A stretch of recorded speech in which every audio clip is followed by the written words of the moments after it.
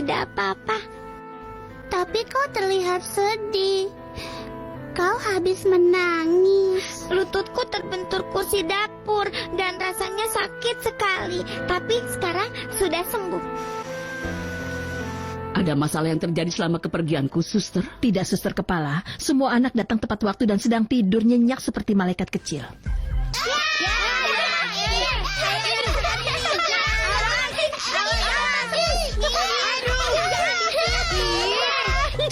Bagaimana kabar Bu Paulina, suster kepala? Untungnya baik-baik saja, suster. Silakan masuk.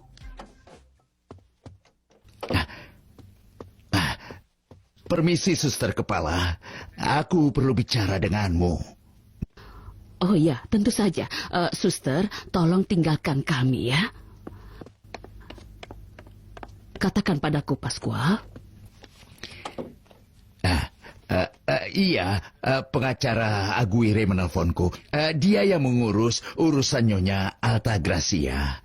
Semasa hidup dia pemilik sekolah ini dan dia menyerahkannya kepada aku, suster kepala. Iya, aku tahu ceritanya. Suster kepala Piedad de la Luz menceritakan semuanya.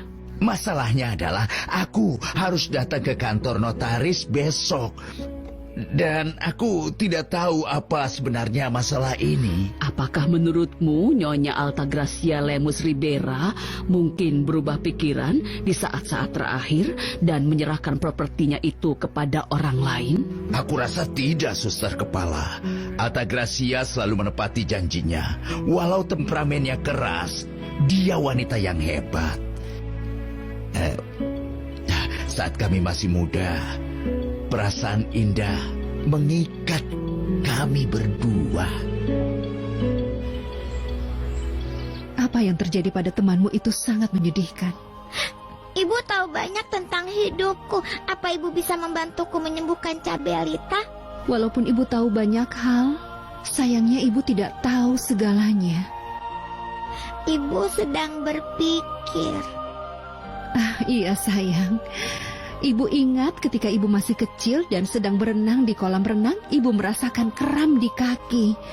Lalu kakekmu memijat ibu dan rasa sakitnya pun hilang. Kalau aku memijat Cabelita, apa dia bisa sembuh sendiri? Sayangnya yang dialami temanmu itu bukanlah sekedar kram kaki, tapi pijatan tersebut mungkin bisa meredakan rasa sakit yang dirasakan oleh kakinya. Kalau dokter yang sudah banyak belajar tidak bisa menyembuhkannya, apalagi anak konyol seperti aku.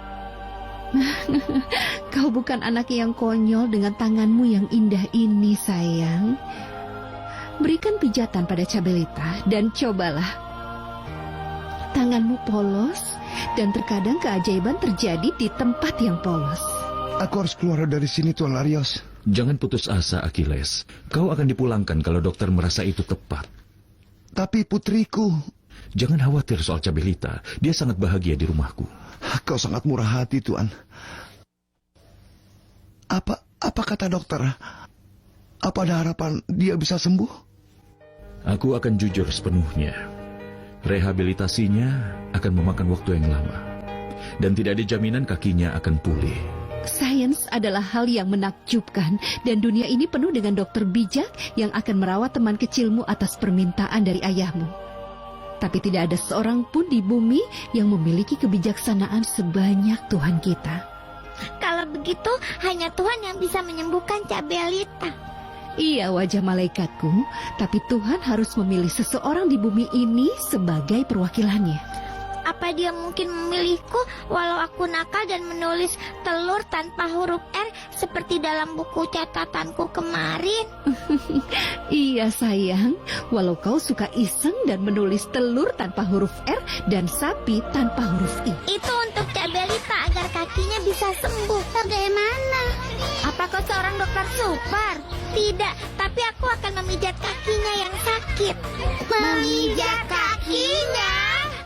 Si Pirili, aku akan mulai memberikannya hari ini.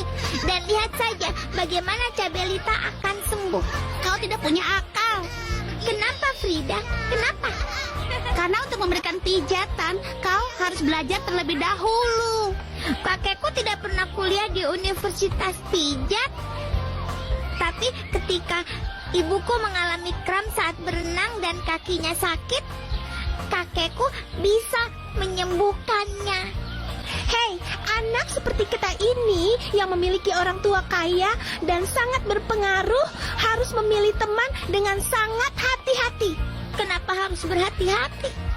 Barbara benar. Kita harus berteman dengan anak dari kelas sosial kita dan bukan parasit seperti Juana Perez atau Putri Badut itu. Juanita adalah temanku. Aku tidak peduli keluarganya tidak kaya, dan aku juga tidak peduli Cabelita putrinya si Badut. Selain itu, Pak Achilles adalah badut yang hebat. Aku akan merasa malu jika ayahku harus melukis wajahnya seperti kera dan melakukan sapa untuk mendapatkan sedikit uang. Jangan bicara buruk tentang ayah Cabelita padaku. Jangan bicara buruk tentang Pak Badut.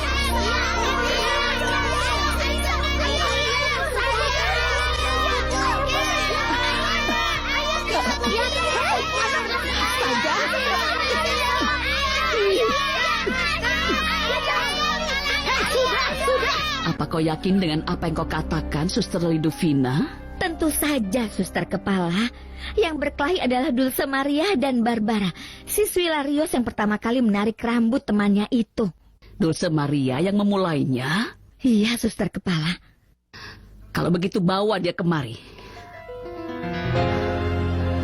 Ini sungguh buruk ya Tuhan. Buruk sekali. Apa kau senang tinggal bersama kami, Cabelita? Sangat senang, Nyonya Cecilia. Semua orang di sini sangat baik. Kalau aku sangat merindukan ayahku. Jika kau mau, kami bisa mengantarmu ke rumah sakit. Tidak, lebih baik kami pergi setelah kakiku sembuh. Aku tahu sebentar lagi aku akan sembuh. Aku akan menjadi balerina dan ibuku di surga akan sangat senang. Baiklah Dulce Maria. Apa kau mengakui telah melakukan tindakan kekerasan terhadap salah satu temanmu, ya atau tidak? Dan kenapa kau melakukannya? Suster Kepala, itu bukanlah insiden yang terjadi begitu saja. Masalahnya... Diam!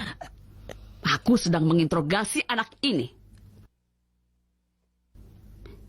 Jika kau punya kekuatan untuk menarik rambut teman sekelasmu, kau pasti punya kekuatan untuk menjawabku. Suster Kepala, aku punya teman di rumahku yang merupakan putri dari Pak Badut yang memeriahkan pesta Tante Rambut Palsu. Kakinya sakit, aku akan pijat untuk menyembuhkannya. Pijat? Aku ceritakan itu pada teman-temanku dan Barbara mengatakan harusnya aku tidak berteman dengan putri seorang badut. Aku tidak bisa mengendalikan diri dan menarik rambutnya. Tidak ada alasan untuk menyerang teman sekelasmu apapun alasannya. Karena itu kau pantas mendapatkan hukuman. Hukuman yang setimpal dengan kesalahan yang telah kau lakukan. Suster Kepala, sebelum kau memberikan hukuman yang sangat berat kepada Dulce Maria, sangat penting bagimu untuk mendengarkan aku. Suster Fortunata, kau tidak pernah berubah. Bicara, sungai kata-kata. Lebih dari sungai, air terjun, gelombang pasang kata-kata. Itu tidak akan bertele-tele. Itulah yang aku inginkan. Badut yang memeriahkan pesta ulang tahun Nyonya Stefania memiliki seorang putri. Kaki Cabelita sakit. Dia tidak bisa berjalan dengan baik. Di pesta itu, Barbara dan Frida mengejek anak malang itu karena dia miskin dan putri seorang badut. Saat istirahat, mereka kembali mengejek dan menghina anak itu. Aku tidak bisa menahan diri, lalu menarik rambut Barbara yang berantakan. Itulah yang ingin kukatakan. Ada seorang anak yang sakit, ayahnya juga sedang sakit karena dirampok setelah pesta kemarin. Dan Dulce Maria yang berhati emas bereaksi. Sangat terpuji kau membela teman barumu dari ejekan teman-teman lainnya. Tapi suster tidak setuju dengan caranya, Dulce Maria. Aku ingin dia cepat sembuh. Itu sebabnya aku akan memijat kakinya. Persahabatan dan keyakinanmu sangat indah. Tapi tidak benar bagimu untuk bersikap agresif terhadap Barbara. Karena itu, kau akan tetap berada di kantor kepala sekolah sampai jam istirahat berakhir. Baiklah, ternyata itu saja. Permisi, Suster Kepala, aku akan pergi sebelum kau mengusirku dan membuktikan kebijaksanaanku.